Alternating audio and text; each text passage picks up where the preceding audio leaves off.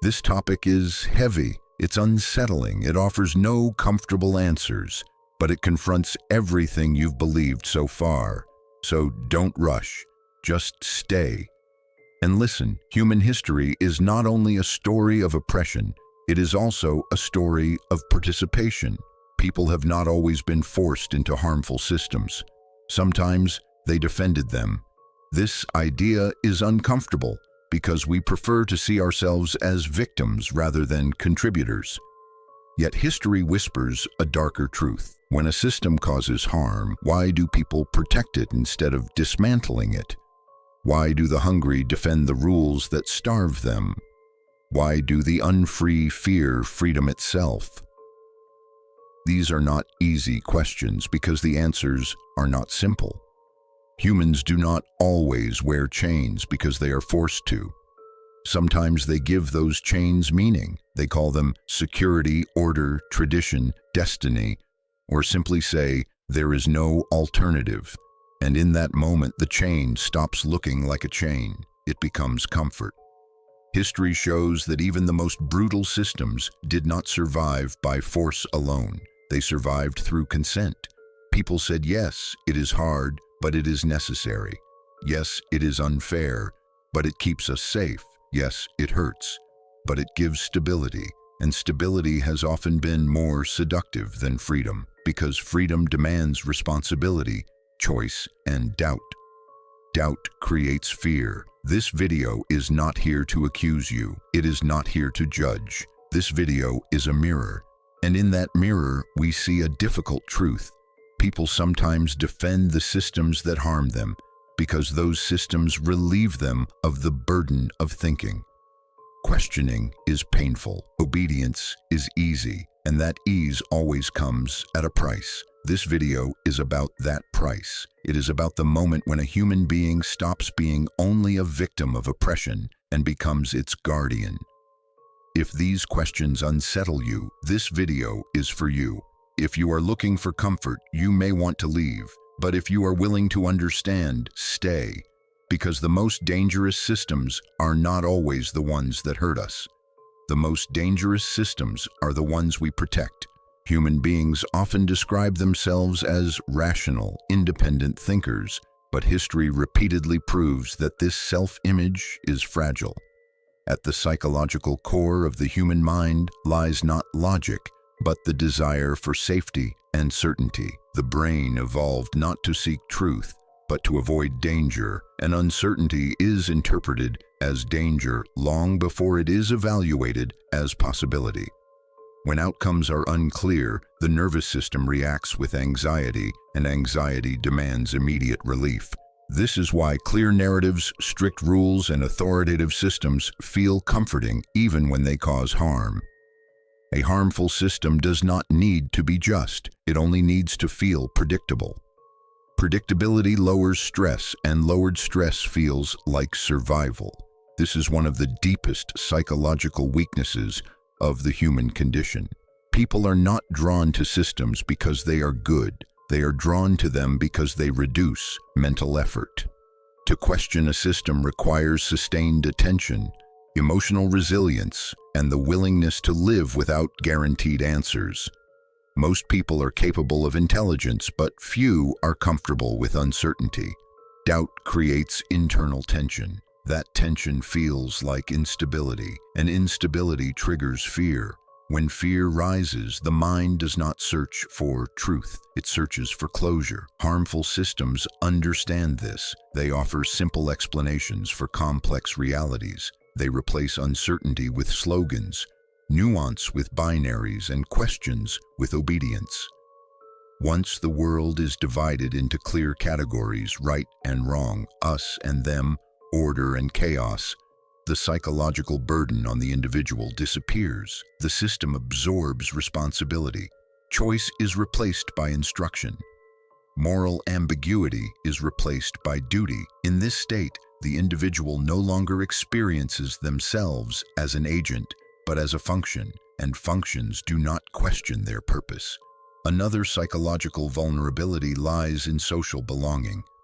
Humans are deeply social organisms. Exclusion once meant death. and the brain still carries that ancient fear.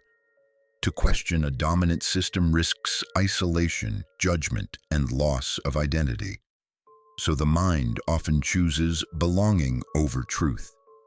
Defending the system becomes a way to defend one's place within the group. Cognitive dissonance strengthens this attachment.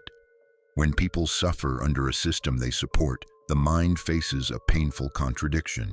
To resolve it, most do not abandon the system, they justify it. Suffering is reframed as necessary. Sacrifice becomes virtue, pain becomes proof of loyalty. In this way, the system no longer appears as an external force. It becomes part of the self.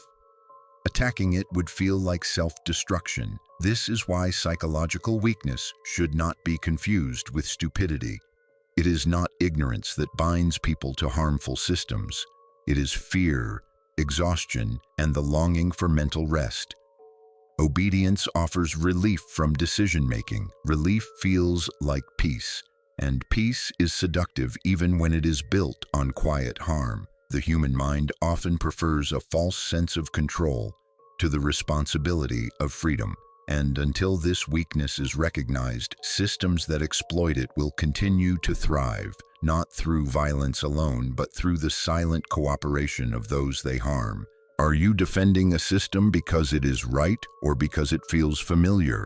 If this system disappeared tomorrow, would you feel free or would you feel lost? Do you believe what you believe because you questioned it or because it was given to you early? When was the last time you doubted something that made you feel safe? If uncertainty scares you, is it really truth you are searching for? Would you rather live with a painful truth or a comforting explanation? Are you obeying because you agree or because disobedience feels exhausting? If questioning costs you belonging, would you still question? Is your loyalty a choice or a psychological reflex? When suffering is explained as necessary, do you feel meaning or relief from thinking? If this system truly served you, would it need your constant defense? Are your beliefs protecting you or protecting the structure around you? At what point does stability become a cage? If freedom demands responsibility, are you willing to pay that price? And finally, if this system harms you, why does defending it feel safer than imagining life without it? Fear is one of the most powerful forces shaping human behavior because it does not ask for permission. It reacts. The human mind evolved to prioritize survival over truth and safety over meaning. When fear enters the picture, reason quietly steps aside. What matters is not what is right, but what feels stable. This is where harmful systems gain their strength. They do not present themselves as good. They present themselves as necessary. They tell people that without them, there would be chaos, violence, collapse. They frame fear as protection and control as care. In this psychological environment, security becomes more valuable than freedom, even when that security is artificial. False stability is especially seductive because it mimics peace. It offers routines, rules, and predictability. It tells people where they belong and what is expected of them. This removes the burden of constant decision-making, and the human mind loves relief. Any system that promises to reduce fear instantly gains legitimacy, even if it is the source of that fear itself. This is the paradox of control. The system creates anxiety and then sells protection from it. People accept restrictions not because they are convinced, but because they are afraid of what might happen without them. Unknown futures feel more dangerous than known suffering, so individuals cling to familiar pain rather than risk unfamiliar freedom. The idea of collapse is terrifying, so even deeply flawed systems are defended as lesser evils. Fear also narrows perception. When people feel threatened, they stop asking complex questions. They seek simple explanations and clear enemies. This makes them vulnerable to narratives that divide the world into order and chaos, good and evil, inside and outside. Any challenge to the system is framed as a threat to safety.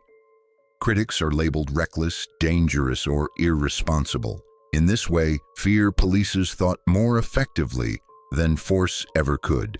SAFTA stability depends on repetition. The same messages repeated over time become truth through familiarity. People begin to associate obedience with calm and resistance with danger. Eventually, the body reacts before the mind does. The feeling of safety becomes tied to compliance. And once safety is internalized this way, breaking away feels like stepping into darkness. This is why fear-based systems rarely collapse overnight. They persist because they live inside people. They condition individuals to equate control with survival and uncertainty with death. As long as fear defines safety and safety defines morality, people will continue to protect systems that harm them. Not because they are blind, but because they are scared, and fear, when left unexamined, can make even chains feel like shelter.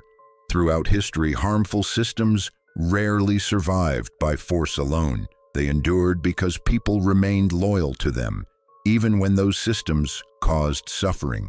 This loyalty did not come from ignorance, but from psychological, emotional, and social pressures that shaped human behavior across centuries.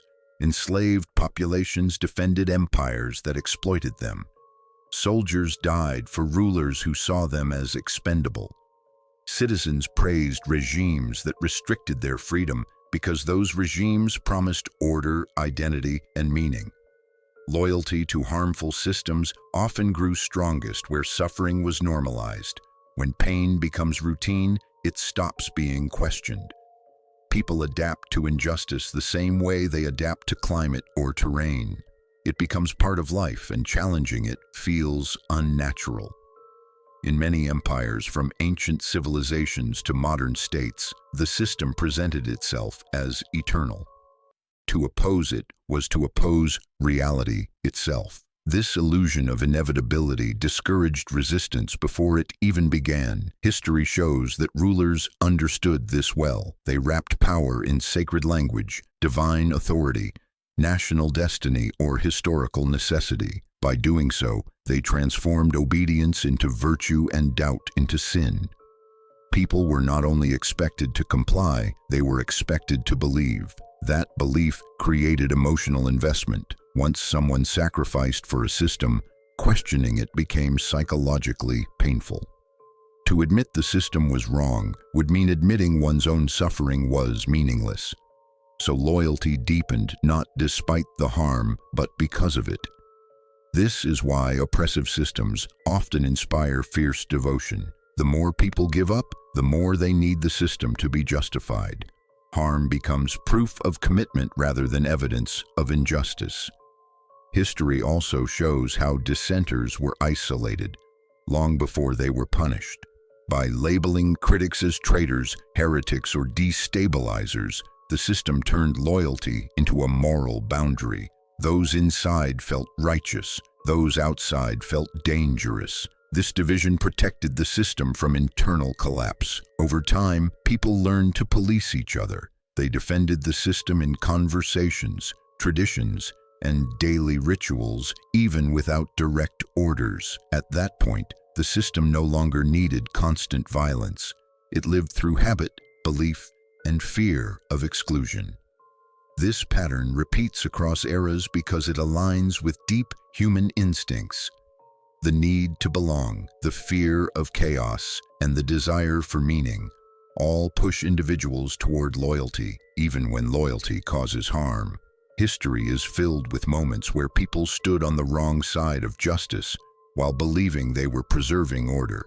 These moments remind us that harmful systems are rarely maintained by villains alone. They are sustained by ordinary people, choosing familiarity over uncertainty, identity over truth, and stability over freedom. Belief is rarely just an idea.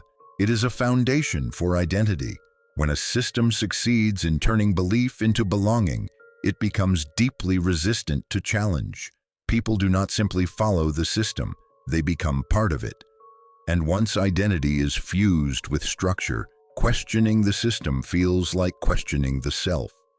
This is the trap of belief. Identity and belonging. Humans are social beings. Long before laws or institutions, belonging meant survival. To be accepted by the group was to be protected. To be excluded was to be vulnerable. This ancient instinct still governs modern behavior. When a system offers identity, it offers safety. People are no longer just individuals. They are members, believers, loyal citizens. This sense of belonging fills emotional gaps. It provides purpose, status, and direction. But it also creates psychological dependency. Once identity is tied to the system, defending it becomes a personal necessity. Criticism feels like an attack, not on ideas, but on existence. People respond emotionally rather than rationally, because what is at stake is not logic, but self-worth. Belief systems reinforce this trap by defining who is inside and who is outside. Those inside are moral, reasonable, and deserving. Those outside are misguided, dangerous, or corrupt. This division strengthens loyalty and discourages doubt. Doubt risks social death. When belonging depends on agreement, truth becomes secondary to acceptance. People silence their questions not because they lack them, but because asking them threatens connection. Over time, the system no longer needs to enforce belief. The community does it instead. Language, rituals, and shared narratives constantly remind individuals who they are supposed to be. Identity becomes a script, and deviation feels like betrayal. The deeper the emotional investment, the harder it becomes to step back. Admitting error would mean losing not just beliefs, but relationships, history, and meaning. This is why people cling to systems that harm them, because leaving would require rebuilding the self from nothing. In this way, belief becomes a cage without visible bars. It feels warm, it feels familiar, but it limits growth. As long as identity depends on obedience and belonging depends on silence, harmful systems remain protected, not by force but by the human need to belong. In the modern world, control rarely arrives with chains or soldiers. It arrives quietly, wrapped in convenience, comfort, and choice. People are no longer forced to obey, they are persuaded to participate. This is the nature of voluntary servitude. The systems that govern modern life do not demand submission. They offer ease. They promise efficiency, connection, and security. In exchange, they ask for attention, data, time, and silence. The transaction feels harmless because it feels optional. But over time, what begins as choice hardens into dependence. Unlike historical oppression, modern control is subtle. It does not forbid, it nudges, it does not punish openly, it rewards selectively. Behavior is shaped not through fear of violence, but through fear of exclusion. Visibility becomes currency. Algorithms decide what is seen, what is amplified, and what disappears. People adapt their thoughts and expressions accordingly. Not because they are ordered to, but because they want to remain visible. This is how control becomes internalized. The individual starts regulating themselves. Every click, like, and pause feeds a system that learns how to guide attention more precisely. The mind becomes predictable, and predictability is power. In this environment, freedom is redefined, not as the ability to choose differently, but as the ability to choose within approved boundaries. People feel free because they are constantly choosing, yet rarely questioning the framework of those choices. The illusion of autonomy is maintained through personalization. Everything feels tailored, yet everyone is guided in similar directions. This creates the paradox of modern servitude. People participate willingly in systems that exhaust them, shape their desires, and narrow their thinking. Work becomes identity, busy becomes virtue. Constant stimulation replaces reflection. Silence feels uncomfortable because silence breaks the spell. Voluntary servitude thrives because it does not feel like oppression. It feels like normal life. To resist it requires awareness, restraint, and the courage to step away. But stepping away means losing access, status, and belonging.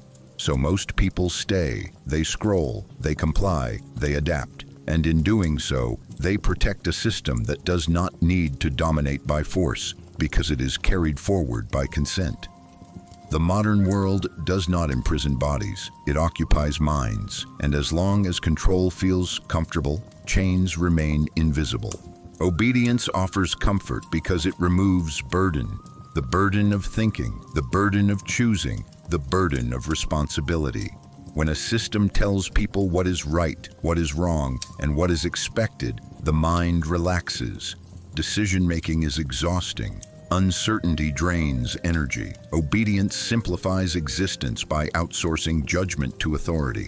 In this way, submission is not always experienced as loss, it is experienced as relief. The individual no longer has to wrestle with moral ambiguity or personal doubt. They follow, they comply, and compliance brings psychological rest. This comfort is especially powerful in times of fear or instability. When the world feels unpredictable, obedience promises structure. Rules feel like shelter. Hierarchy feels like order. Even when the rules are harmful, they provide predictability, and predictability calms the nervous system. People begin to associate obedience with safety and disobedience with danger. Not necessarily physical danger, but social and psychological risk. To disobey is to stand alone. To obey is to belong. This association trains the mind to seek comfort over truth. Obedience also protects the ego. When outcomes are bad, the obedient individual can say they were only following instructions. Responsibility dissolves into procedure. Guilt is softened by duty. This is why harmful actions are often carried out by ordinary people who do not see themselves as cruel. They are not acting out of malice, but out of submission. Obedience creates distance between action and conscience. The system becomes the moral actor. The individual becomes a tool, and tools do not feel shame for how they are used. Over time, this dynamic reshapes identity. People begin to define themselves by their role rather than their values. They are good workers, good citizens, good believers, because goodness is measured by compliance. Once obedience is rewarded with approval, status, or security, it becomes self-reinforcing. Resistance, by contrast, feels uncomfortable. It brings anxiety, conflict, and isolation. So even when people sense that something is wrong, they suppress that feeling for the sake of inner peace. This is the quiet power of obedience. It does not need to threaten. It seduces. It promises calm in exchange for silence. And silence feels easier than confrontation. The comfort of obedience is dangerous because it feels harmless. It feels like rest. But beneath that rest is surrender, not just of action, but of awareness. When obedience becomes a habit, freedom begins to feel burdensome. Choice feels heavy. Independent thought feels risky. In this state, people do not need to be controlled. They control themselves. They adjust their behavior to fit expectations. They avoid questions that disturb their sense of calm, and they defend the system not because they believe in it deeply, but because obedience has become the source of their psychological comfort. This is how systems endure, not through constant force, but through the human desire to feel safe, to feel accepted, and to feel relieved from the weight of thinking for oneself. Awareness is not a gift without consequences. It comes with a cost that many people are unwilling to pay. To become aware is to lose innocence, comfort, and simplicity. Once you begin to see how systems operate, you can no longer unsee them. The world stops feeling neutral. Every rule, every norm, every expectation begins to carry weight. This constant perception is exhausting because awareness demands engagement. It demands that you notice contradictions, question assumptions, and live with unresolved tension. Unaware people rest more easily. They accept explanations without friction. They sleep inside narratives that protect them from discomfort. The aware mind does not rest so easily. It carries questions into silence. It feels the strain of seeing what others ignore. This creates isolation. When you see beyond a system, you often find yourself alone among those who still believe. Awareness separates. It marks you as different, critical, or dangerous. Not because you are aggressive, but because you disrupt shared illusions. Shared illusions are social glue, and those who threaten them risk exclusion. This is one of the heaviest costs of awareness. Loss of belonging. Furthermore, awareness removes the comfort of moral outsourcing. You can no longer say you did not know. You can no longer hide behind procedure or tradition. Responsibility becomes personal. Every choice feels heavier because it is fully owned. This weight leads many people to retreat back into ignorance, not because they are incapable of understanding, but because they are tired. Awareness also brings grief. You begin to mourn what you once believed. You grieve lost trust, lost certainty, and sometimes lost relationships. The world becomes more complex and less forgiving, yet despite its cost, awareness offers something obedience never can. It offers agency, the ability to choose consciously rather than reactively. It allows for integrity instead of comfort. And although awareness is painful, it is also liberating in a deeper sense. Not because it makes life easier, but because it makes life honest. The cost of awareness is high. It demands courage, endurance, and solitude. But without paying that cost, freedom remains an illusion, and systems that harm will continue to feel normal. The question is not whether awareness hurts. The question is whether the comfort of ignorance is worth the price of surrendering one's inner freedom. Rebellion often feels immoral, not because it is inherently wrong, but because morality itself is shaped by the systems it threatens. From early childhood, people learn that goodness is associated with obedience, politeness, and respect for authority. Rules are framed as protection, and breaking them is framed as danger. This conditioning runs deep. By the time someone considers rebellion, their sense of right and wrong has already been trained to associate order with virtue and disruption with harm. As a result, challenging a system triggers guilt before it triggers reason. The emotional response comes first, logic follows later. Harmful systems reinforce this by moralizing compliance. They present loyalty as responsibility and dissent as selfishness. Rebels are described as reckless, troublemakers, or enemies of stability. This framing makes rebellion feel like an attack on the community rather than a challenge to injustice. People fear that questioning the system will harm others, even when the system itself is causing harm. Morality becomes collective rather than reflective. What feels moral is what preserves cohesion, not what reveals truth. Another reason rebellion feels immoral is because it threatens identity. When someone rebels, they step outside shared values and narratives. This creates discomfort not only for the rebel, but for everyone watching. It forces others to confront doubts they would rather suppress. Condemning rebellion becomes a way to protect one's own sense of righteousness. If the rebel is immoral, then obedience remains good. This psychological defense keeps the moral order intact. Rebellion also exposes responsibility. If the system can be challenged, then continued compliance becomes a choice rather than a necessity. This realization is unsettling. It is easier to label rebellion as wrong than to accept complicity. In this way, morality becomes a shield against accountability. History shows that many actions now praised as courageous were once condemned as immoral. The discomfort was not about ethics, but about disruption. Rebellion breaks routines, questions sacred assumptions, and introduces uncertainty. And uncertainty feels dangerous to a mind trained to equate safety with order. So rebellion feels immoral because it violates emotional conditioning, threatens belonging, and exposes uncomfortable truths. not because it lacks moral value, but because it demands a reevaluation of what morality truly serves. Collective silence is not the absence of voices. It is the presence of fear shared quietly. When many people see the same injustice but choose not to speak, the silence itself becomes a system. No one orders it, no one enforces it openly, yet it holds with remarkable strength. Each individual waits for someone else to speak first, and as everyone waits, the silence deepens. This is how harm becomes normalized, not through agreement but through hesitation.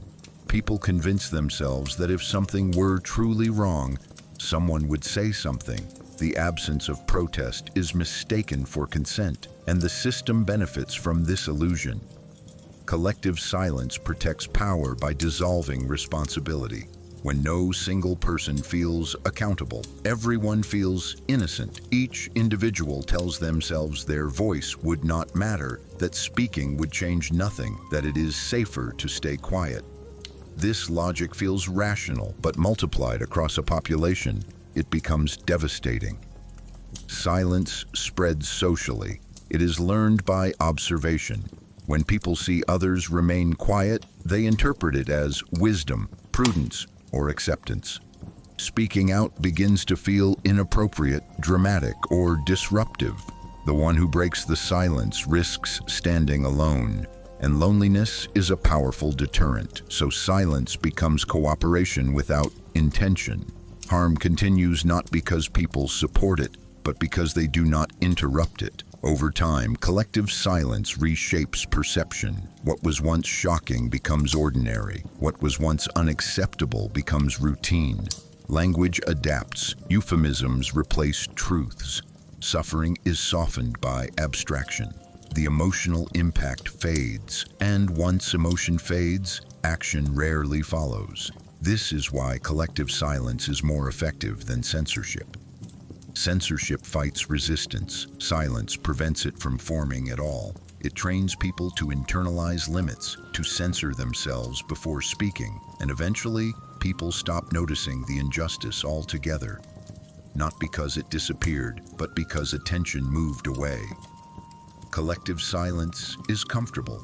It avoids conflict. It preserves social harmony on the surface. But beneath that calm lies complicity.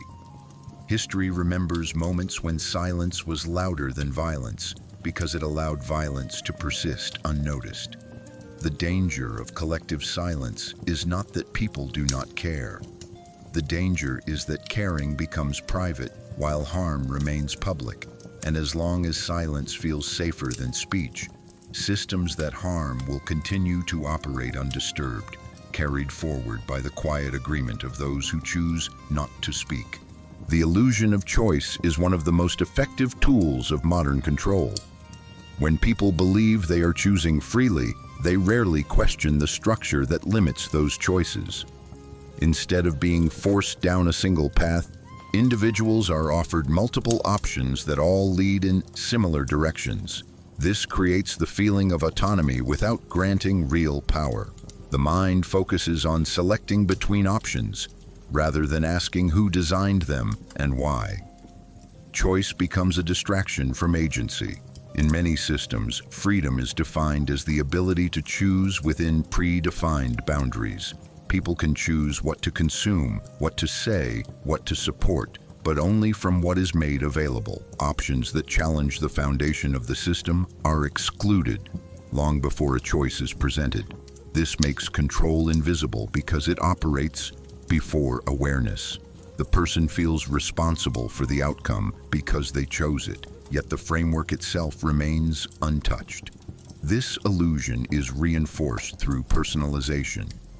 Choices appear tailored to individual preferences, creating the sense that the system understands and serves the user.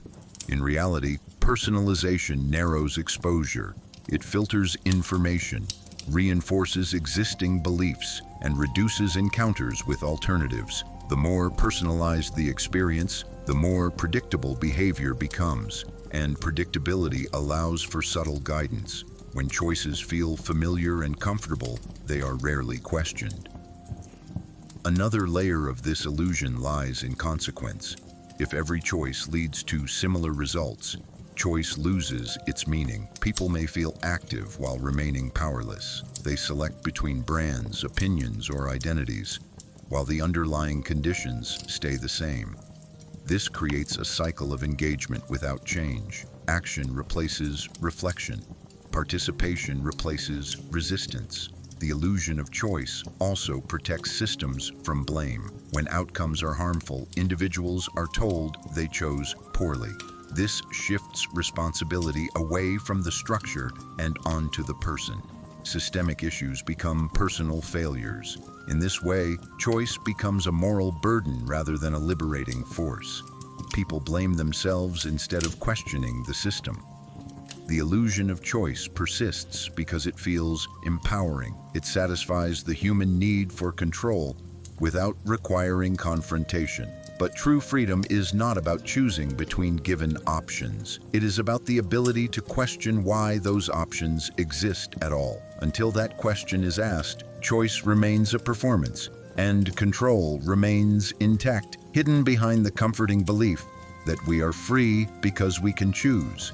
When identity becomes a prison, it no longer serves as a source of meaning, but as a mechanism of control.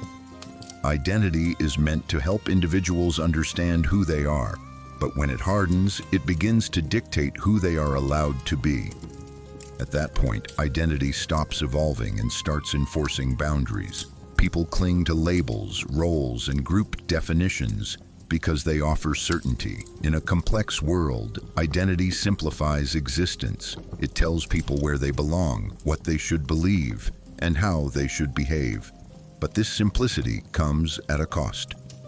Once a person defines themselves primarily through a fixed identity, change feels like betrayal. Questioning beliefs feels like self-erasure. Growth feels dangerous because it threatens coherence. The system benefits from this rigidity. When identity aligns with ideology, profession, nation, or belief system, loyalty becomes automatic. Defending the system feels like defending the self.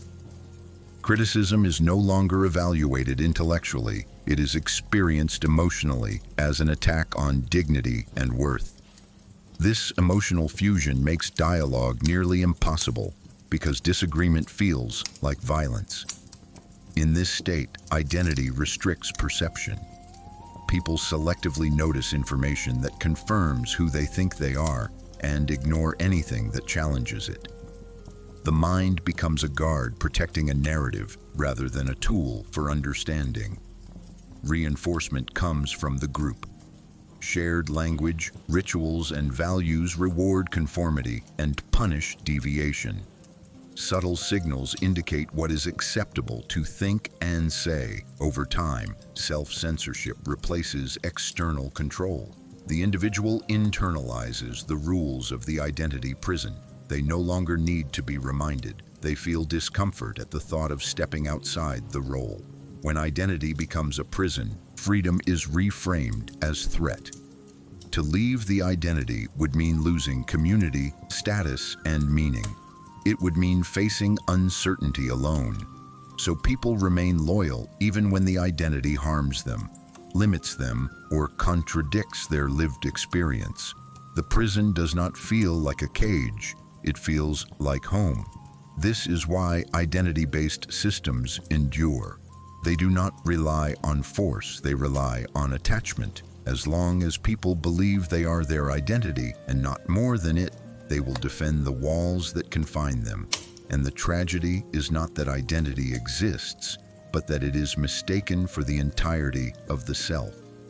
When that happens, the path to freedom is not blocked by locks, but by fear of losing who one believes they are.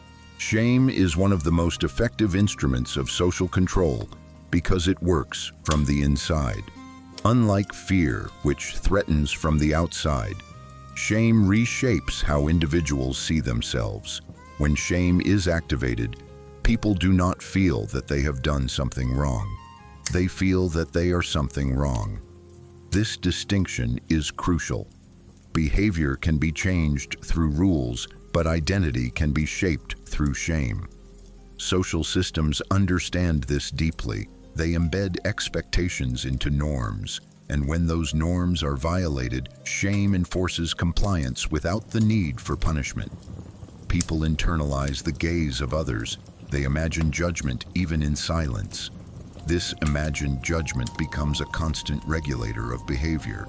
Shame thrives in visibility. When societies establish standards of normality, success, morality, or loyalty, any deviation becomes a risk to social standing. People learn quickly which thoughts, questions, or behaviors lead to ridicule or exclusion. As a result, they begin to censor themselves. The most powerful aspect of shame is that it recruits the individual into their own surveillance.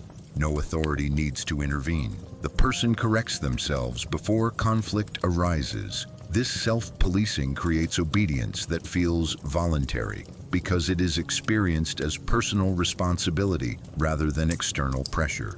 Shame also binds groups together by creating insiders and outsiders.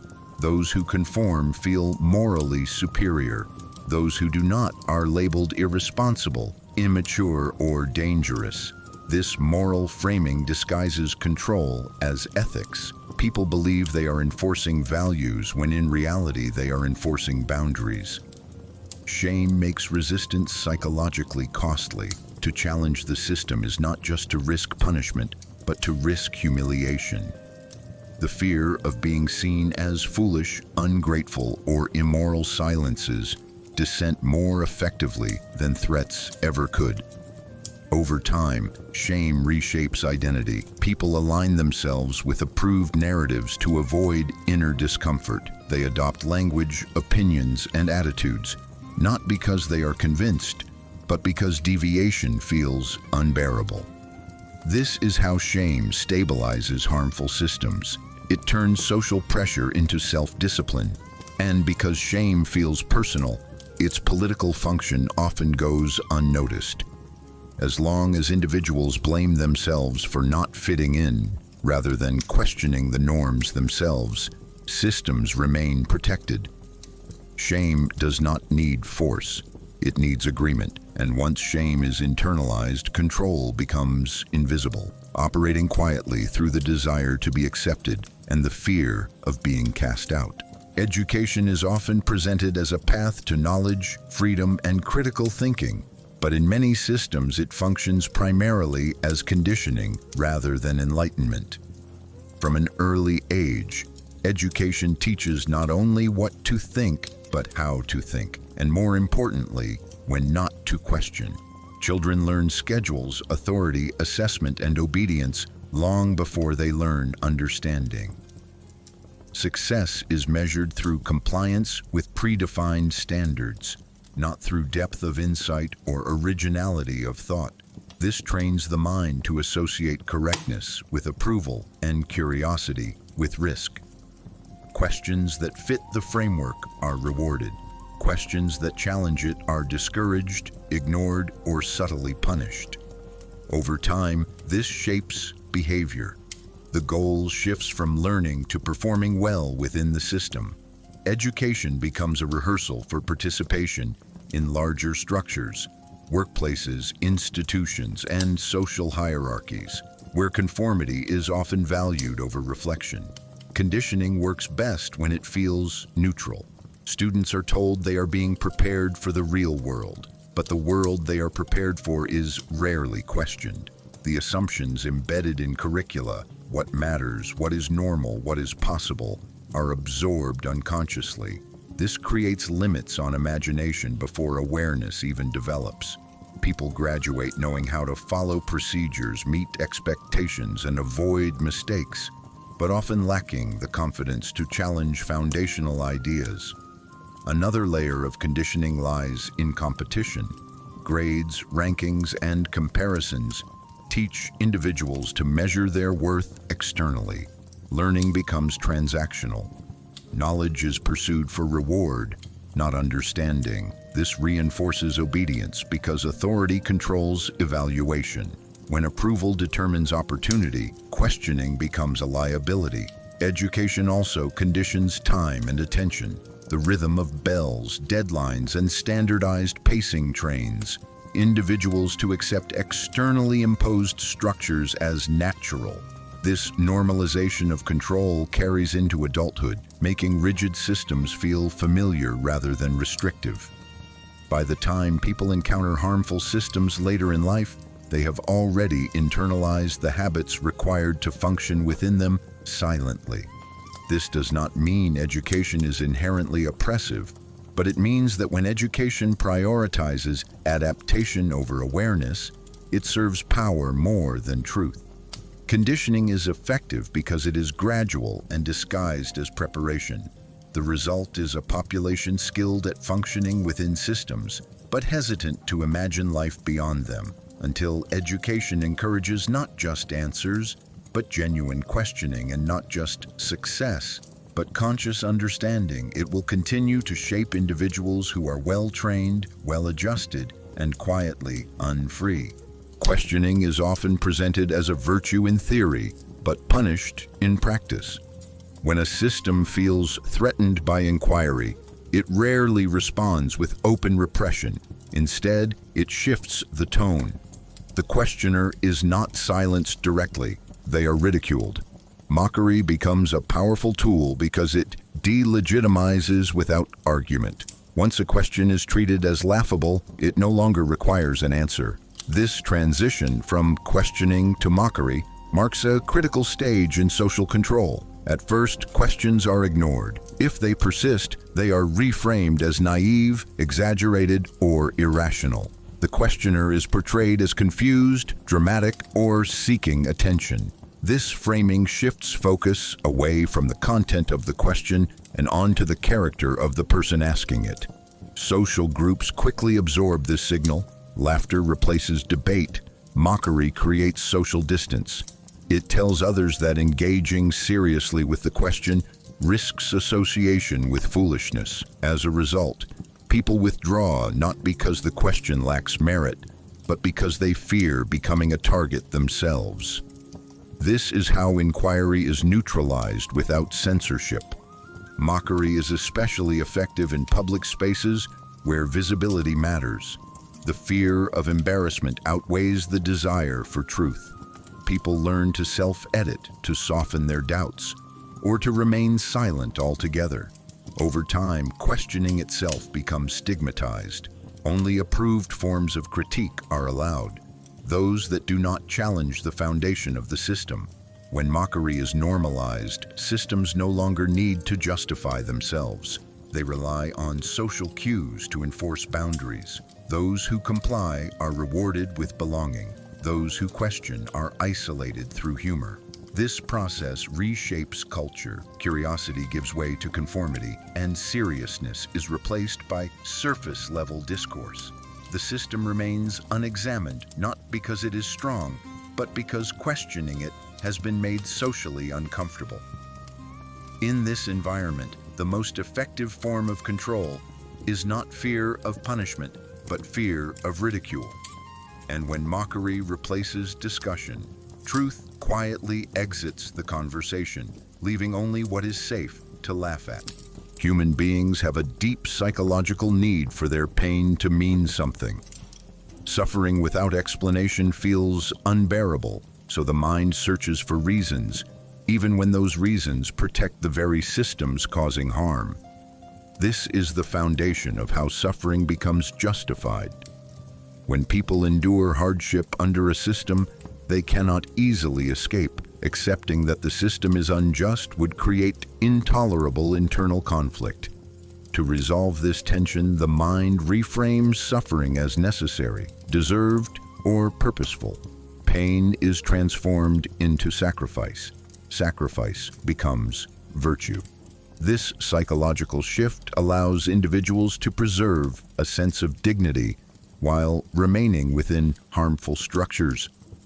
Justifying suffering reduces cognitive dissonance. If the pain is meaningful, then endurance is noble rather than tragic. This reframing protects the self from despair, but it also protects the system from scrutiny. Over time, people begin to defend the conditions that harm them, because admitting those conditions are wrong would invalidate their past endurance. The longer someone suffers, the stronger the need to believe the suffering was not in vain. This is why systems that demand sacrifice often inspire loyalty. They offer narratives that glorify endurance, discipline, and resilience. People internalize these stories and measure their worth by how much they can tolerate. Complaint becomes weakness. Questioning becomes ingratitude. In this way, suffering is moralized rather than addressed. Another layer of this psychology lies in comparison. When suffering is widespread, individual pain feels normalized. People tell themselves others have it worse. This minimizes urgency and reinforces acceptance. The system benefits from this competition of pain because it fragments solidarity. Justifying suffering also shifts focus from causes to character. If someone struggles, it is framed as a personal failure rather than a structural issue. This isolates individuals and prevents collective awareness. The psychological burden is carried privately while the system remains untouched. In the end, justifying suffering offers emotional survival at the cost of freedom. It soothes the mind by providing meaning, but it prevents change by disguising harm as necessity. As long as suffering is explained rather than questioned, systems that cause it remain morally intact. And the most tragic outcome is not that people suffer, but that they come to believe they should.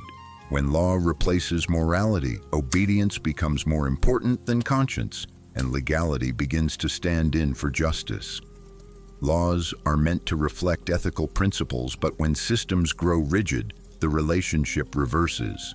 What is legal is assumed to be right, and what is illegal is assumed to be wrong, regardless of harm. This shift is dangerous because it transfers moral responsibility away from individuals and into abstract rules. People stop asking whether an action is just and ask only whether it is permitted. The law becomes a moral shield, allowing individuals to participate in harmful actions while feeling innocent. They tell themselves they followed the rules, that they did what was required, that responsibility lies elsewhere. In this way, law simplifies ethics. It removes ambiguity, and ambiguity is uncomfortable. When morality is internal, it demands reflection, empathy, and courage. When morality is externalized into law, it demands compliance. This is why systems prefer law over conscience. Laws can be enforced uniformly, morality cannot. History is filled with examples of legal systems that upheld slavery, segregation, discrimination, and violence, while ordinary people participated without seeing themselves as immoral. The law gave permission, and permission felt like absolution. Once legality replaces morality, questioning becomes deviance. Those who resist unjust laws are framed as criminals rather than moral agents. The focus shifts from harm to order, from suffering to stability. This inversion protects systems by redefining wrongdoing as disobedience rather than injustice. People begin to fear breaking rules more than causing harm because the consequences are clearer. The punishment for illegality is immediate. The consequences of immorality are abstract. When law becomes the primary moral reference point, ethical reasoning atrophies. People lose the habit of asking whether something should be done. They ask only whether it can be done. This creates societies that function efficiently while causing quiet damage, where cruelty can be organized, bureaucratized, and justified through procedure. The most dangerous aspect of this shift is not that laws exist, but that they are mistaken for ethics. When morality is reduced to compliance, systems gain immense power because they no longer need to convince, they only need to legislate. And as long as people equate legality with goodness, harm can persist indefinitely, hidden behind the comforting certainty of rules. What is unacceptable rarely becomes normal overnight. It enters slowly through repetition, justification, and gradual adjustment. At first, it shocks, then it unsettles, and eventually it blends into the background of everyday life.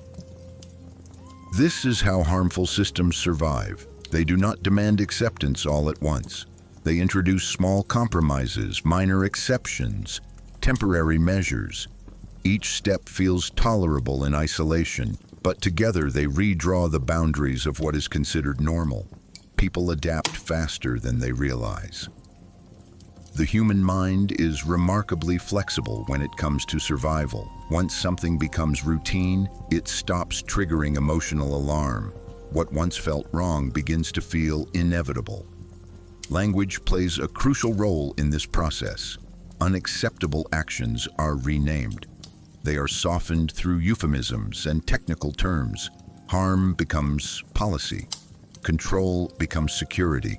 Exclusion becomes regulation. By changing the words, the emotional weight is reduced. People no longer react to the reality, they react to the label. This linguistic distance allows individuals to participate without fully confronting the consequences. Normalization is reinforced by comparison. When worse scenarios are constantly invoked, current harm appears reasonable. People are told it could be worse, that this is the lesser evil, that sacrifices are necessary. This framing shifts attention away from what should be questioned and toward what should be endured. As long as something is not the worst imaginable, it becomes acceptable enough. Social reinforcement completes the process. When others accept the unacceptable, it feels safer to follow than to resist.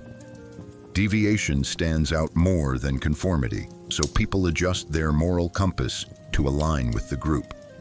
What is normalized is no longer debated, it is assumed, and once assumption replaces reflection, change becomes difficult. The most dangerous aspect of normalization is that it numbs moral sensitivity. People stop noticing gradual erosion. They wake up one day inside a reality they would have rejected if it had arrived suddenly. Harm persists not because people agree with it, but because they have learned to live around it. Normalizing the unacceptable is not an act of cruelty. It is an act of adaptation, and adaptation, when left unexamined, can turn almost anything into normal life. As long as harm arrives quietly and consistently, it can become invisible, and invisible harm is the easiest to protect. The myth of "there is no alternative" is one of the most powerful narratives used to protect harmful systems. It does not argue that the system is good, it argues that it is inevitable.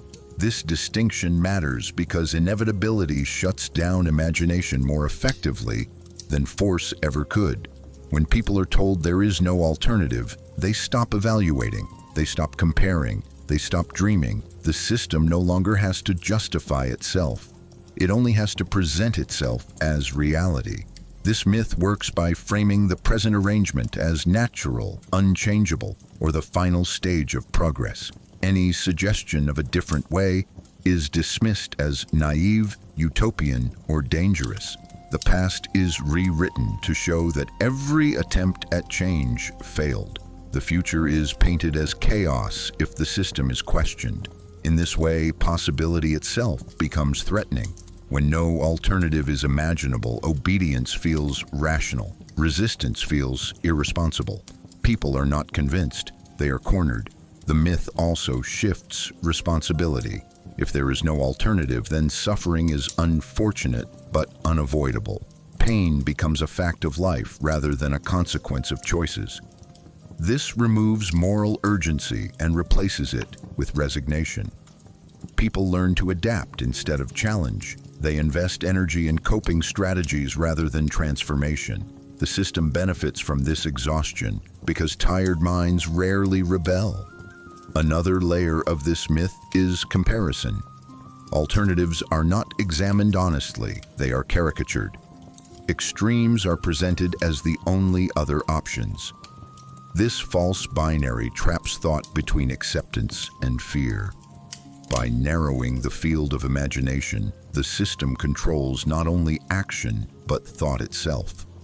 Over time, the myth becomes internalized. People repeat it even when no authority demands it. They police each other's hopes. They mock those who imagine change. They call realism what is often just learned helplessness. This is how the myth sustains itself. It does not need enforcement. It lives in language, habits, and expectations. The danger of "there is no alternative" is not that it is persuasive, but that it feels obvious. Once accepted, it turns the present into a prison without walls. As long as people believe there is no other way, any way will be tolerated. And the most radical act in such a system is not rebellion but imagination. Because the moment an alternative is truly envisioned, the myth collapses, and with it, the quiet power of inevitability. Language is one of the most subtle and powerful tools through which authority protects itself, because it shapes how reality is perceived before it is judged. Power rarely relies on silence alone.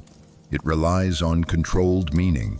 By defining words, framing events, and limiting acceptable expressions, systems influence what people notice, what they ignore, and how they feel about both. When language is managed, power no longer needs to argue. It only needs to name. Through language, harm is softened. Actions that would provoke outrage are rebranded with neutral or technical terms. Violence becomes enforcement. Exploitation becomes efficiency. Surveillance becomes safety. By stripping emotional weight from words, language creates distance between action and consequence. People react less because the language feels clean, official, and impersonal. This abstraction allows individuals to participate in harmful processes without fully confronting their impact. Language also protects power by narrowing thought. The words available to describe an experience shape how that experience is understood. If there is no widely accepted language for injustice, people struggle to articulate it. Discomfort remains vague. Unease feels personal rather than systemic. Without language to name a problem, resistance remains fragmented. Power thrives in this ambiguity. Another function of language is normalization. When certain phrases are repeated consistently, they become background noise. The mind stops questioning them. Terms like necessary measures, public interest, or national security are rarely examined, yet they justify immense control. These phrases operate as linguistic shields. They end discussion before it begins. Challenging them feels unreasonable because the language itself frames opposition as irresponsible.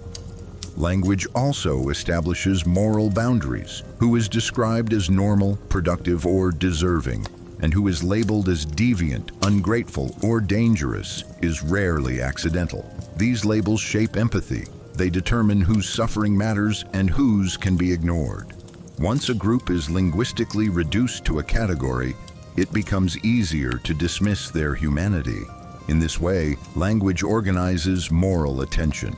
Power further protects itself by controlling tone. Certain ways of speaking are considered serious, respectable, and legitimate. Others are dismissed as emotional, extreme, or unprofessional.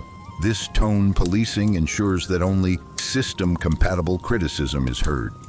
Any challenge that disrupts the accepted style is discredited before its content is addressed.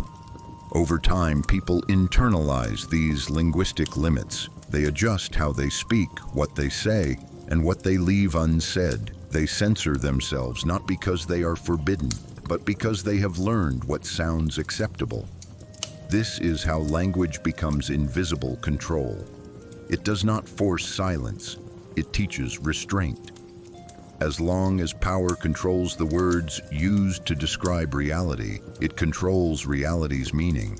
And when meaning is controlled, obedience follows quietly, disguised as understanding. When survival becomes ideology, existence is reduced to endurance rather than meaning. What begins as a natural instinct to stay alive is transformed into a moral framework that justifies almost anything. Once survival is elevated above all other values, questions of justice, freedom, and dignity are pushed aside. People are told that as long as they are surviving, the system must be working. This logic is powerful because it appeals to fear. Survival feels urgent, it feels unquestionable. But when survival becomes the highest good, it becomes a tool of control. Systems frame their demands as necessities. They claim sacrifice is required, that suffering is unavoidable, that resistance risks collapse. In this environment, any critique is dismissed as dangerous idealism. People are taught that questioning the system threatens survival itself. So obedience becomes moral and dissent becomes reckless. Survival ideology narrows imagination. It reduces human potential to basic continuation rather than fulfillment. People stop asking how they want to live and focus only on how to endure. The future shrinks into short-term stability. Long-term harm is tolerated because immediate survival dominates concern. This creates populations willing to accept exploitation, inequality, and control. As long as life continues in some form, the system benefits because it never has to promise flourishing, only persistence. When survival becomes ideology, responsibility shifts away from those in power. If people are alive, the system is declared successful. Any suffering is reframed as the price of existence rather than the result of choices. This absolves authority and places the burden on individuals to adapt, resist quietly, or endure silently. Over time, this ideology reshapes identity. People begin to see themselves not as agents, but as survivors. Resilience replaces hope, endurance replaces imagination. And once people define themselves by survival alone, they will defend the very structures that exhaust them, because those structures are framed as the reason they are still standing. The tragedy of survival as ideology is that it convinces people that staying alive is the same as living. And as long as that belief holds, power can demand almost anything, as long as it allows people to continue breathing within the limits it sets. Obedience feels comfortable because it removes weight from the mind. The weight of choice, the weight of responsibility, the weight of uncertainty. When a system clearly defines what is allowed, what is forbidden, and what is expected, life becomes simpler. Decisions no longer feel personal, they feel procedural. This shift brings relief. Uncertainty is one of the greatest sources of psychological stress, and obedience promises protection from it. By following rules, people avoid the anxiety of moral ambiguity. They do not have to ask whether something is right. They only have to ask whether it is permitted. This reduction of complexity feels like safety, even when it comes at the cost of freedom. Obedience also offers emotional shelter. In chaotic or unstable environments, structure feels reassuring. Hierarchy feels predictable. Routines feel calming. The human nervous system relaxes when outcomes seem controlled. Harmful systems exploit this response. They do not need to convince people that obedience is good. They only need to convince them that disobedience is risky. Over time, obedience becomes associated with peace and resistance with danger. Not always physical danger, but social conflict, uncertainty, and isolation. This association shapes behavior long before conscious thought intervenes. Another source of comfort lies in moral outsourcing. When people obey, they transfer responsibility upward. If the outcome is harmful, they can tell themselves they were only following rules. This softens guilt and protects self-image. Obedience allows individuals to see themselves as decent, even while participating in harmful processes. The system absorbs blame. The individual preserves innocence. This psychological distance makes obedience not only comfortable, but attractive. As obedience is rewarded with approval, belonging, or stability, it becomes habitual. People begin to define goodness as compliance rather than conscience. Resistance feels disruptive. It threatens inner calm. It forces confrontation with doubt and fear. So even when discomfort arises, people suppress it for the sake of peace. This is the quiet danger of obedience. It does not feel like submission. It feels like rest, but beneath that rest lies surrender of awareness.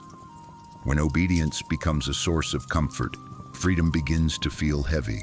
Independent thought feels exhausting, and systems no longer need to enforce control because people willingly maintain it themselves, seeking the calm that obedience provides, even when that calm is built on silent harm. The fear of standing alone is one of the deepest forces shaping human behavior, because isolation threatens more than comfort. It threatens identity. From an evolutionary perspective, belonging meant survival. To be separated from the group once meant vulnerability, exposure, and death. That ancient fear still echoes in modern minds, even when physical survival is no longer at stake. When a person considers questioning a dominant system, what they often feel first is not anger or courage, but the quiet terror of being alone. To stand apart is to risk losing recognition, validation, and shared reality. Groups provide mirrors. They tell individuals who they are, what is normal, and what is acceptable.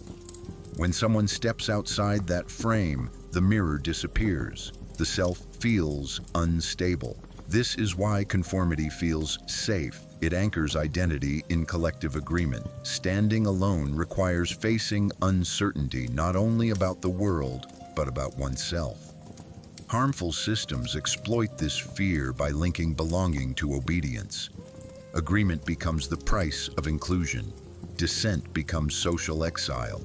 People are not silenced by force, but by the anticipation of loneliness.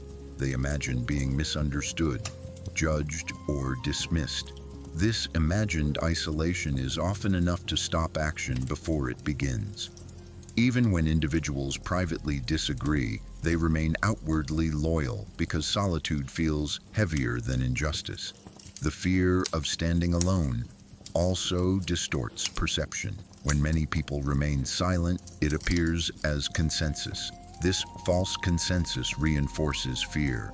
Each person believes they are the only one who doubts, so they hide their doubt. And because everyone hides, the illusion persists. This is how isolation multiplies itself. The system does not need to suppress opposition. It lets people suppress themselves. Standing alone also demands strength that few are taught to cultivate. It requires internal validation, the ability to tolerate disapproval, and the courage to exist without immediate affirmation. Most social structures do not reward these traits. They reward alignment. So people learn to equate goodness with agreement and morality with numbers. The lone dissenter feels wrong simply because they are alone. This emotional pressure is immense, and yet history shows that change almost always begins in isolation. Before movements form, before voices multiply, there is always someone who stands alone first. The fear is real, but so is its cost. As long as standing alone feels more dangerous than standing for truth, systems that harm will remain protected by crowds of people who disagree quietly but comply together. Conformity is rarely enforced through punishment alone. It is encouraged through reward. Systems understand that people are more easily guided by incentives than by fear. When individuals align with expectations, they are often met with approval, opportunity, and recognition. This reinforcement teaches a powerful lesson. Agreement leads to comfort. Meanwhile, those who resist may not be punished directly, but they are quietly excluded. They miss promotions, visibility, or social acceptance. This contrast trains behavior without the need for overt control. The reward of conformity operates on many levels. At a social level, conforming individuals receive validation. They are seen as reasonable, mature, and responsible. This positive feedback strengthens identity. People begin to associate their sense of worth with how well they fit in. At an institutional level, conformity is rewarded with stability. Secure positions, predictable outcomes, and access to resources are often reserved for those who do not disrupt existing structures. This creates a silent hierarchy where compliance equals success. Over time, conformity becomes aspirational. People do not merely obey, they want to belong to the group that benefits. The system does not have to demand loyalty, it becomes desirable. Conformity also reduces friction. Life feels smoother when one moves with the current rather than against it. This ease is seductive.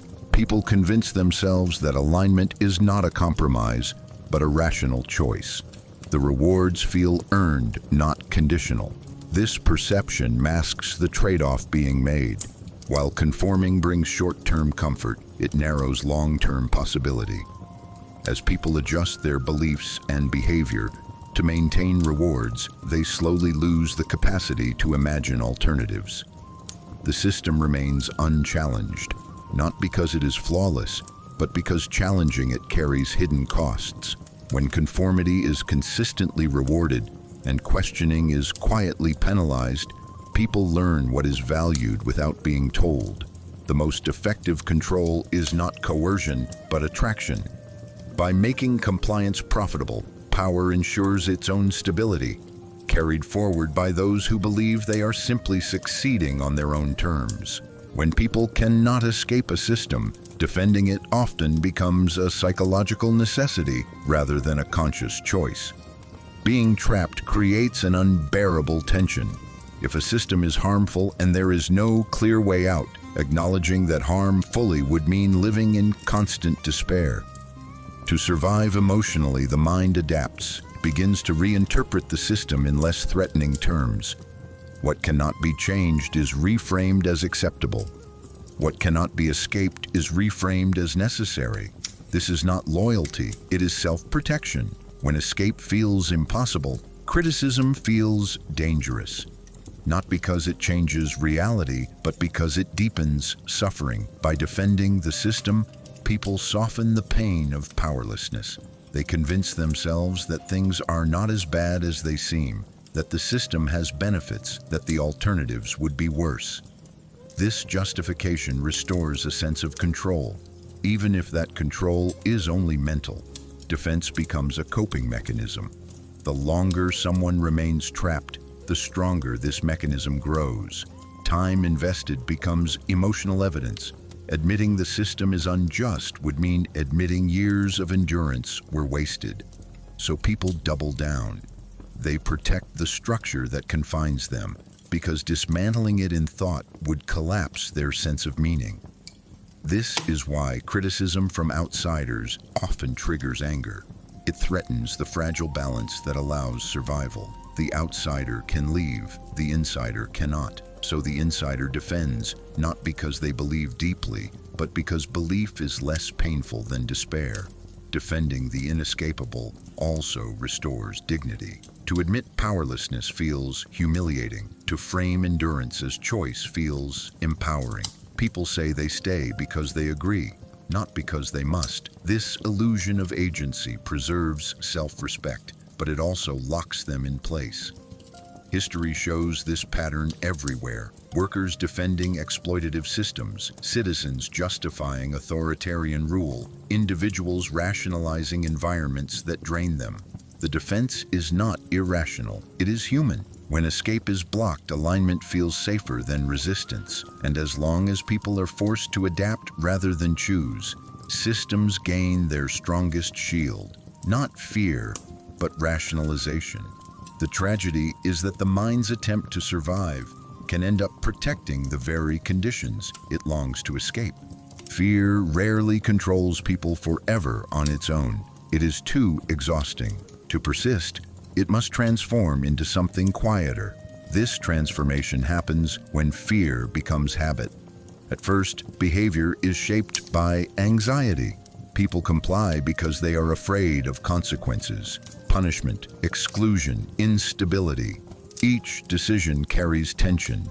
Each act of obedience feels deliberate. Over time, however, the nervous system adapts. What was once frightening becomes familiar, and familiarity dulls emotional response. Actions repeated under fear gradually lose their urgency. They become routine. Once fear fades into habit, control becomes efficient. People no longer feel afraid, they feel normal. The system no longer needs to threaten because behavior continues automatically. Habits operate below conscious awareness. They bypass reflection. When obedience becomes habitual, it is no longer questioned. The individual stops remembering why they comply. They only know that this is how things are done. This is the most stable form of control because it does not rely on constant pressure. Fear trains the behavior. Habit maintains it. This shift also changes identity. What begins as survival becomes character. People start describing themselves as practical, realistic, or just doing what everyone does. They confuse adaptation with agreement. The system benefits because resistance now feels strange, even dangerous. Not because of fear, but because it breaks routine. Habit creates comfort. The body relaxes into repetition, and comfort discourages reflection. The longer a habit persists, the harder it is to imagine alternatives because imagination requires interruption. This is why oppressive systems often endure long after the original threat disappears. The fear that created obedience may fade, but the behavior remains. Habits outlive their causes. They continue silently passed down through norms, rituals, and expectations. From fear to habit is the final stage of internalized control. At this point, people are not forced, they are trained. And training is far more durable than fear because it becomes part of everyday life, carried forward without resistance, question, or awareness. Conformity is sustained less by threat than by reward. Systems quickly learn that approval, access, and recognition guide behavior more effectively than punishment. When people align with expectations, they are met with subtle benefits. Acceptance, visibility, opportunity. These rewards feel natural, even deserved, so the exchange goes unnoticed. Agreement appears to lead to progress, while deviation quietly stalls advancement. This contrast teaches behavior without explicit rules. At a social level, conformity is rewarded with belonging. People who fit the dominant narrative are seen as reasonable, stable, and mature. This validation feeds identity. Individuals begin to equate being accepted with being right. At an institutional level, conformity is rewarded with security. Predictable careers, steady income, and protected status are more accessible to those who do not challenge the structure. The system does not need to silence critics aggressively. It simply advances others instead. Over time, conformity becomes aspirational. People don't just obey, they aim to align. The rewards make compliance feel like success rather than compromise. This reframing is powerful. It masks the cost of conformity by presenting it as common sense. The ease of moving with the system feels efficient, responsible, and practical. Resistance, by contrast, appears risky and unnecessary. When rewards accumulate, they also create dependence. People invest their identity in what the system gives them. To question the system would threaten not only comfort, but status and self-worth. So they defend it, not out of belief, but out of self-preservation. The most effective reward of conformity is psychological. The relief of not standing out, not struggling alone, not risking loss. By making alignment profitable, power secures loyalty without coercion. In such an environment, control feels voluntary because people believe they are simply choosing what works best for them, while the system quietly ensures that only one choice truly pays. Fear often survives by disguising itself as common sense. When anxiety is repeated long enough, it stops feeling emotional and starts feeling rational. People no longer say they are afraid. They say they are being realistic. This shift is crucial because fear presented as reason is rarely questioned. Harmful systems rely on this transformation. They frame caution as wisdom, hesitation as maturity, and obedience as practicality. What begins as fear of loss, conflict, or instability is gradually reframed as logical restraint. Statements like, "That's just how the world works," or "You have to be realistic," sound neutral, but often carry unexamined anxiety beneath them. When fear wears the language of common sense, it becomes socially acceptable. People repeat it confidently. They pass it on as advice. They teach it to the next generation. This normalizes limitation without ever naming it as fear. Those who question the system are then framed as reckless, naive, or idealistic, not because their ideas are flawed, but because they disrupt the emotional comfort built around caution. Common sense becomes a boundary marker. It defines what is thinkable and what is dismissed. Before any debate begins, the terms are already set. Over time, this disguised fear shapes identity. People begin to see themselves as sensible adults because they avoid risk. They equate safety with intelligence and restraint with virtue. This discourages imagination and moral courage. The system benefits because it never has to justify its restrictions. They are accepted as obvious necessities. Fear disguised as common sense is powerful because it feels self-evident. It requires no enforcement, only repetition. As long as fear is mistaken for wisdom, people will protect the very structures that confine them, believing they are simply being practical, when in reality they are obeying an anxiety they no longer recognize as fear. Being normal comes at a price that is rarely discussed, because normality is presented as safety rather than sacrifice. From early on, people learn that fitting in brings protection. Approval follows those who behave as expected, think within accepted limits, and express the right emotions at the right time. This reward system teaches a quiet lesson. Deviation is dangerous. Normality becomes a shield against scrutiny, but it also becomes a cage. The cost of being normal is the gradual surrender of authenticity. To remain acceptable, people edit themselves. They soften doubts, hide contradictions, and silence instincts that do not align with the group. Over time, this self-editing feels natural.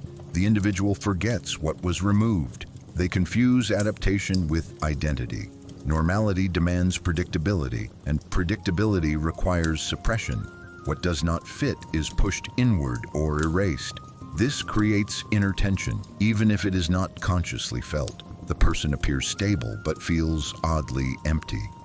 Normality also discourages moral courage. When everyone agrees on what is normal, questioning it feels inappropriate, even rude. People fear being seen as difficult, dramatic, or ungrateful, so they choose comfort over clarity. The price of this choice is awareness. By staying normal, people avoid conflict, but they also avoid growth. They inherit beliefs instead of examining them. They repeat patterns instead of challenging them. The system benefits because normal people maintain stability without resistance. They keep things running. They do not ask why. This price is paid quietly. No one announces it. There is no clear moment of loss. There is only gradual narrowing.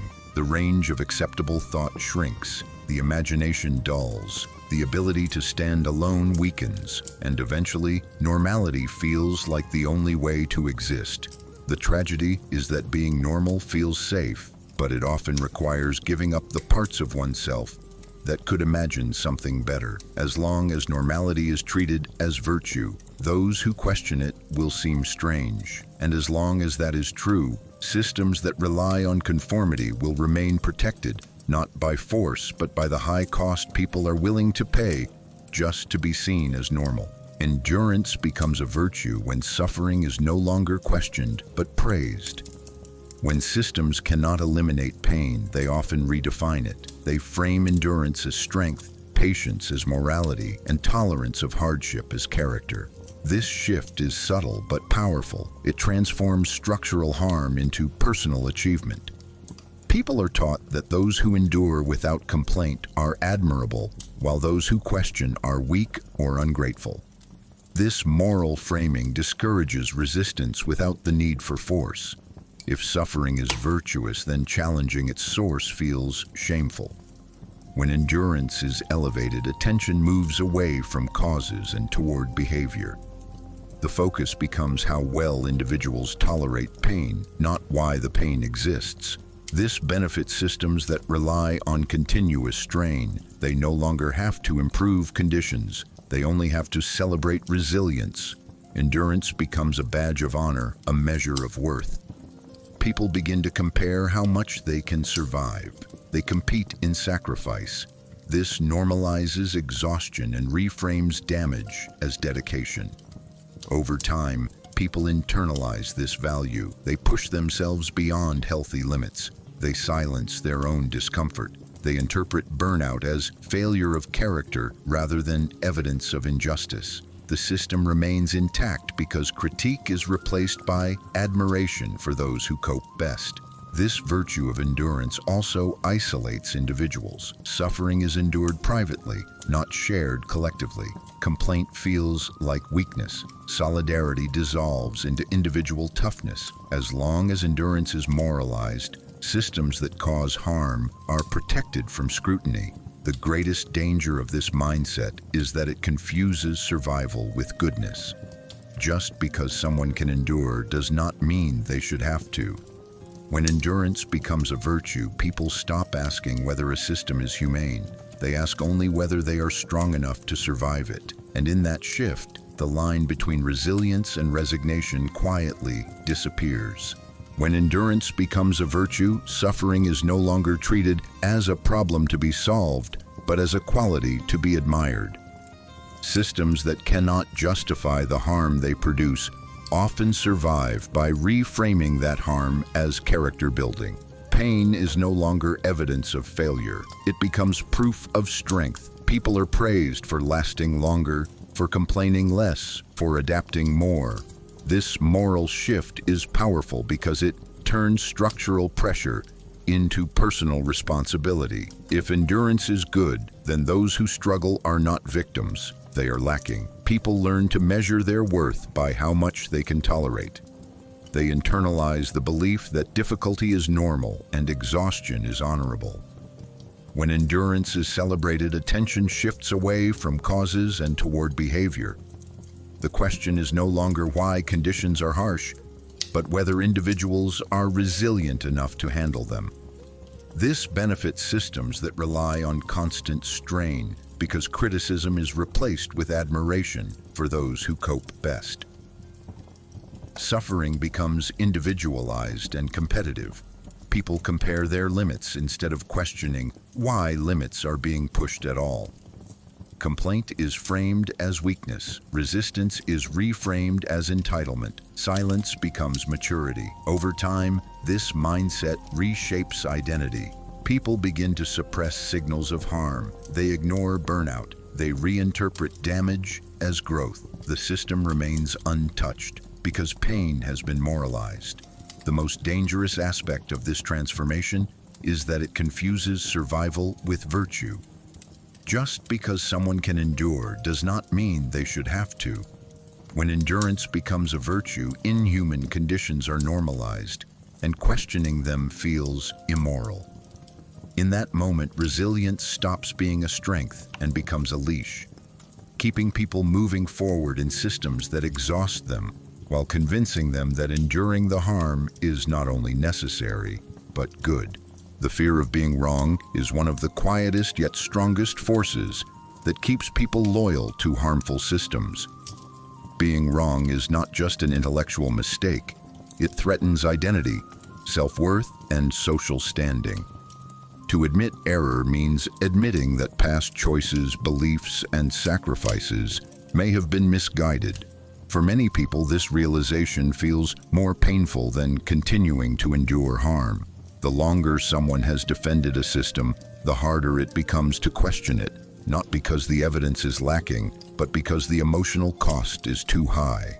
Admitting you were wrong can feel like erasing years of meaning, effort, and loyalty, so the mind protects itself by doubling down. This fear also operates socially. Being wrong in public risks humiliation, loss of respect, and exclusion. In systems where conformity is rewarded, changing one's mind is framed as weakness or inconsistency rather than growth. People learn that certainty is valued more than honesty, confidence more than reflection.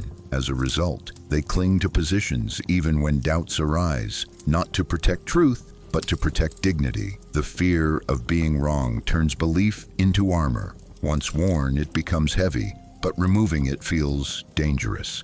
Harmful systems benefit enormously from this fear. They do not need to silence critics aggressively. They only need to make error feel shameful.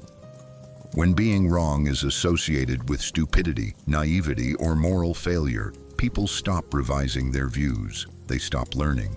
Defense replaces curiosity. Justification replaces understanding. Over time, being right becomes less important than not being exposed as wrong. This fear also freezes moral growth. If acknowledging injustice means admitting complicity, many will choose denial instead. It feels safer to reinterpret reality than to confront responsibility. In this way, the fear of being wrong keeps people aligned long after belief has faded. What remains is not conviction, but protection of the self. True freedom requires the ability to say, "I was wrong," without collapse. But systems that rely on obedience make that admission feel unbearable. As long as being wrong feels more threatening than being harmed, people will continue to defend what hurts them, not because they believe in it deeply, but because the truth feels too costly to face. Fear often survives by disguising itself as common sense. What begins as anxiety slowly reshapes itself into advice, rules, and realistic thinking. People stop saying they are afraid and start saying they are being sensible. This transformation is powerful because fear, once framed as logic, is rarely questioned. Systems benefit from this shift. They no longer need to intimidate. They simply encourage caution, restraint, and practicality. Phrases like, "That's just how things work," "Don't be naive," or "Be realistic" sound reasonable, but they often carry unexamined fear beneath them. Fear of loss, fear of isolation, fear of instability, all compressed into what appears to be wisdom. When fear wears the mask of common sense, it becomes socially approved. It is repeated confidently and passed down as guidance. Children learn it as maturity. Adults enforce it as responsibility. Those who challenge it are dismissed as reckless, immature, or idealistic, not because their ideas are flawed, but because they disturb the emotional comfort that fear provides. Common sense becomes a boundary that defines what is acceptable to imagine. Before discussion even begins, the limits are already set. Over time, this disguised fear shapes identity. People begin to see themselves as smart and grounded because they avoid risk. They equate safety with intelligence and caution with virtue. Imagination is treated as danger. Moral courage is treated as foolishness. The system no longer needs to justify itself because its constraints are accepted as obvious necessities. Fear has been normalized. The danger is not that people are afraid, but that they no longer recognize fear as fear. When anxiety feels like reason, it becomes invisible. And invisible fear is the most reliable form of control. As long as fear continues to sound like common sense, people will protect the systems that confine them, believing they are simply being practical, while quietly surrendering the possibility of change. Constant survival exhausts the human spirit long before it breaks the body. When life becomes a continuous effort to endure, to adapt, to stay afloat, there is little energy left for reflection, imagination, or resistance. Survival mode narrows attention. The mind focuses on immediate needs, security, stability, avoidance of loss. Long-term thinking fades. This exhaustion is not accidental. It is deeply functional for systems that rely on compliance. People who are tired do not rebel, they cope. When every day feels like a test of endurance, questioning the structure that creates that pressure feels like an extra burden. Constant survival drains moral energy. Individuals may still sense injustice, but they no longer feel capable of confronting it. The cost feels too high. They tell themselves they will think about change later when things are calmer. But calm never comes because the system thrives on keeping people just stable enough to continue, never rested enough to reflect. This creates a population that is permanently busy, permanently stressed, and permanently adaptable. Exhaustion also reshapes values. Peace becomes the absence of immediate crisis, not the presence of dignity. Rest becomes indulgence. Hope feels unrealistic. Survival replaces aspiration. People begin to measure success not by fulfillment, but by endurance. Did I make it through the week? Did I avoid collapse? In this state, anything that threatens routine feels dangerous, even if routine itself is harmful. The system is protected not by belief, but by fatigue. Constant survival also isolates. Since everyone is struggling privately, collective awareness weakens. People assume others are coping better. They blame themselves for their exhaustion rather than questioning why exhaustion is universal. This internalization prevents solidarity. The struggle feels personal, not systemic. And because survival demands constant adjustment, people become highly adaptable but quietly numb. They lose sensitivity to harm because noticing it would require energy they no longer have. This is the final cruelty of constant survival. It consumes the very strength needed to escape it. As long as people are kept busy surviving, they will have little capacity to imagine living. And a system that reduces life to endurance does not need to be defended passionately. It only needs to keep people too tired to leave. Silence can feel responsible when speaking is framed as risk rather than necessity. In many systems, people are taught that stability depends on restraint, that raising concerns might cause conflict, panic, or harm. So choosing not to speak is presented as maturity, wisdom, or care. This framing is powerful because it turns inaction into virtue. People convince themselves that staying quiet is the ethical choice, that protecting calm matters more than confronting injustice. When silence is moralized, it no longer feels like avoidance, it feels like duty. This sense of responsibility is reinforced socially. Those who speak out are labeled disruptive, emotional, or irresponsible. They are accused of making things worse. Meanwhile, those who remain silent are praised for being reasonable and level-headed. This contrast teaches behavior quickly. People learn that silence preserves belonging, while speech risks isolation. Over time, the fear of consequences is replaced by a belief that silence itself is good. When silence feels responsible, accountability dissolves. Harm continues, but no one feels personally responsible because everyone believes they are protecting something larger. People wait for the right moment, the proper channel, the perfect words. That moment never arrives. Injustice is postponed indefinitely under the excuse of caution. This mindset also narrows moral imagination. People stop asking whether something is wrong and start asking whether it is appropriate to mention it. Concern is filtered through politeness. Ethics are subordinated to tone. The system benefits because critique is neutralized before it is expressed. No censorship is needed. When silence is experienced as responsibility, systems gain their most reliable defense. People who believe they are doing the right thing by doing nothing. And as long as restraint feels virtuous, truth remains unspoken while harm continues quietly, protected by the belief that speaking would be worse. The fear of being wrong is one of the strongest invisible forces holding people inside harmful systems. Being wrong is not experienced as a simple correction of ideas. It feels like a threat to identity, self-respect, and meaning. To admit error is to face the possibility that years of belief, effort, and sacrifice were misplaced. For many people, this realization feels more painful than continuing to endure harm. So the mind protects itself by resisting doubt even when evidence accumulates. The longer someone has defended a position, the more emotionally invested they become. And the higher the investment, the higher the cost of admitting mistake. This fear grows stronger with time. Once a belief has shaped friendships, career choices, public statements, or moral identity, letting it go feels like collapse. People do not just fear being wrong, they fear what being wrong would destroy. If I was wrong, what does that say about my judgment? If I was wrong, what was all that suffering for? If I was wrong, who am I now?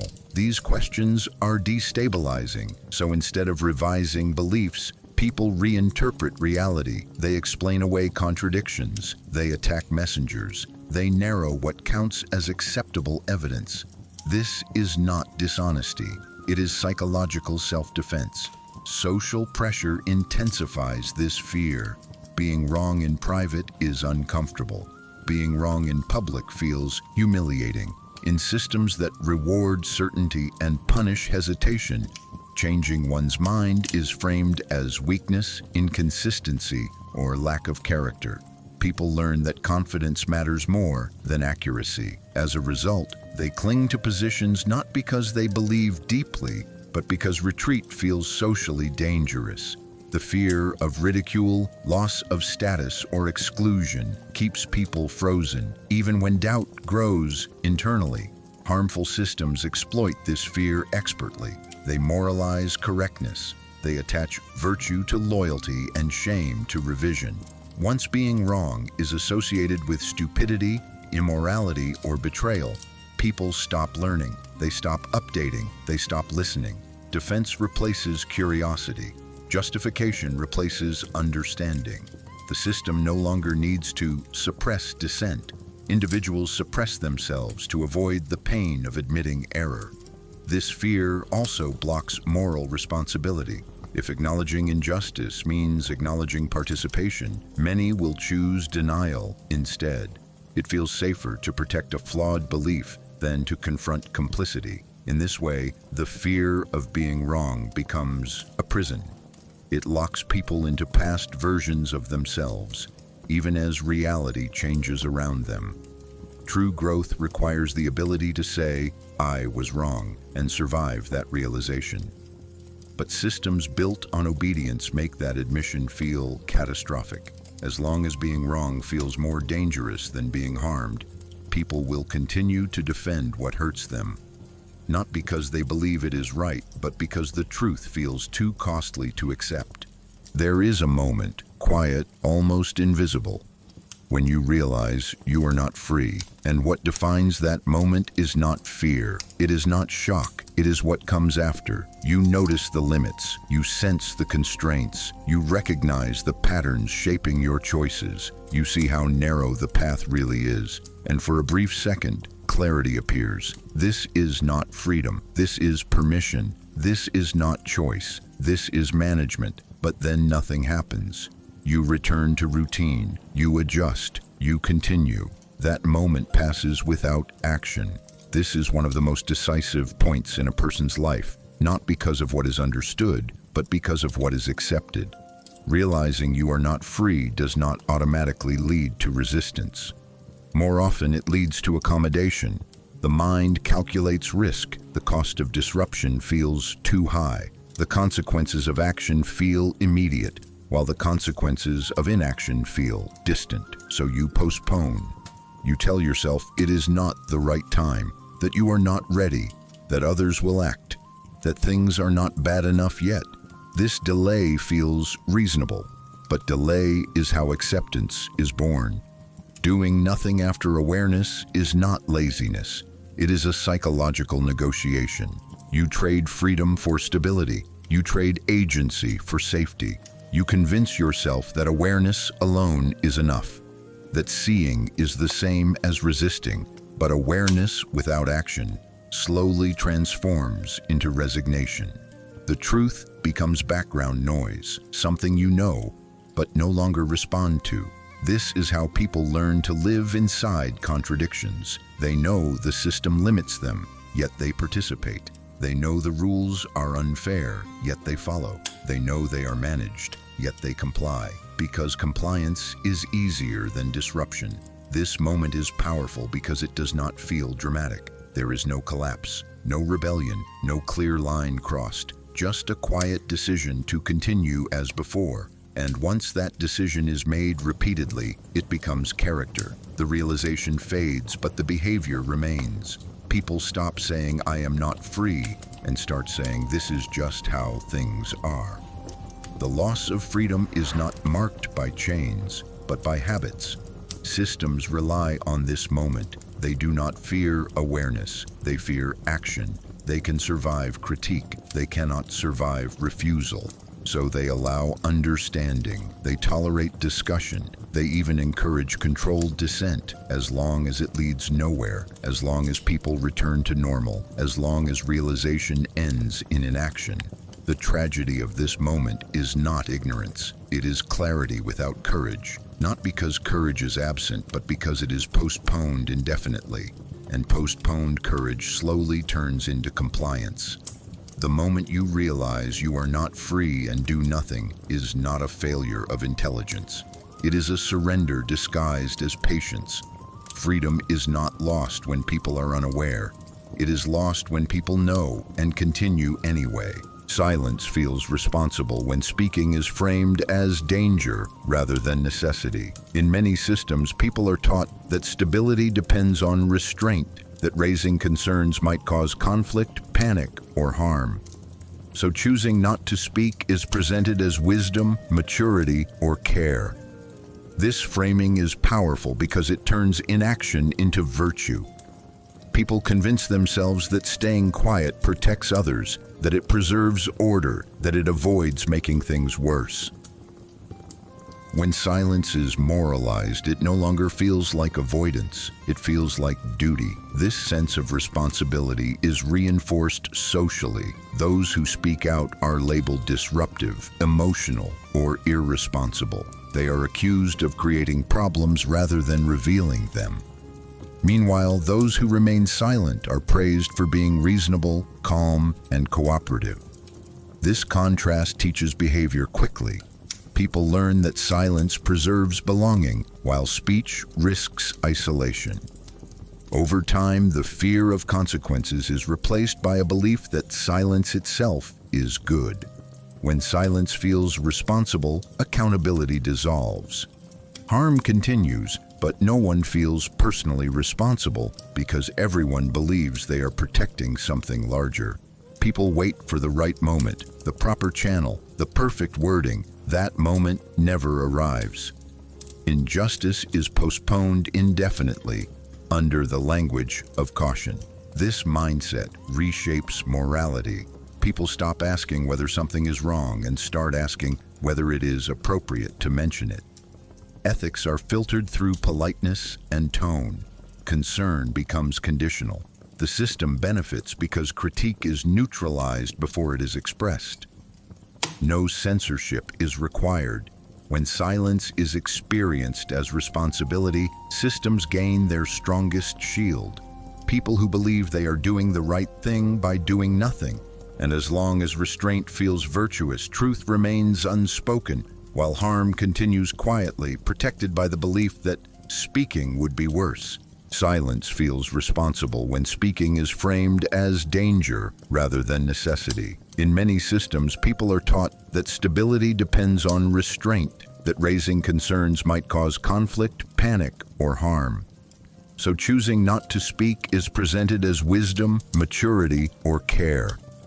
This framing is powerful because it turns inaction into virtue. People convince themselves that staying quiet protects others, that it preserves order, that it avoids making things worse. When silence is moralized, it no longer feels like avoidance. It feels like duty. This sense of responsibility is reinforced socially. Those who speak out are labeled disruptive, emotional, or irresponsible. They are accused of creating problems rather than revealing them. Meanwhile, those who remain silent are praised for being reasonable, calm, and cooperative. This contrast teaches behavior quickly. People learn that silence preserves belonging, while speech risks isolation. Over time, the fear of consequences is replaced by a belief that silence itself is good. When silence feels responsible, accountability dissolves. Harm continues, but no one feels personally responsible because everyone believes they are protecting something larger. People wait for the right moment, the proper channel, the perfect wording. That moment never arrives. Injustice is postponed indefinitely under the language of caution. This mindset reshapes morality. People stop asking whether something is wrong and start asking whether it is appropriate to mention it. Ethics are filtered through politeness and tone. Concern becomes conditional. The system benefits because critique is neutralized before it is expressed. No censorship is required.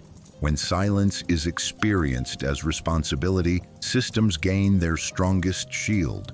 People who believe they are doing the right thing by doing nothing. And as long as restraint feels virtuous, truth remains unspoken, while harm continues quietly, protected by the belief that speaking would be worse.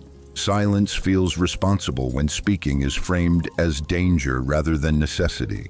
In many systems, people are taught that stability depends on restraint, that raising concerns might cause conflict, panic, or harm. So choosing not to speak is presented as wisdom, maturity, or care. This framing is powerful because it turns inaction into virtue. People convince themselves that staying quiet protects others, that it preserves order, that it avoids making things worse. When silence is moralized, it no longer feels like avoidance. It feels like duty. This sense of responsibility is reinforced socially. Those who speak out are labeled disruptive, emotional, or irresponsible.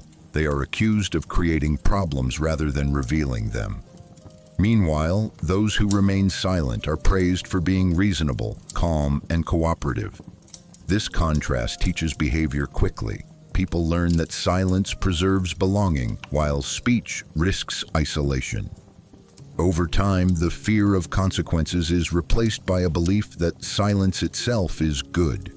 When silence feels responsible, accountability dissolves. Harm continues, but no one feels personally responsible because everyone believes they are protecting something larger. People wait for the right moment, the proper channel, the perfect wording. That moment never arrives. Injustice is postponed indefinitely under the language of caution. This mindset reshapes morality.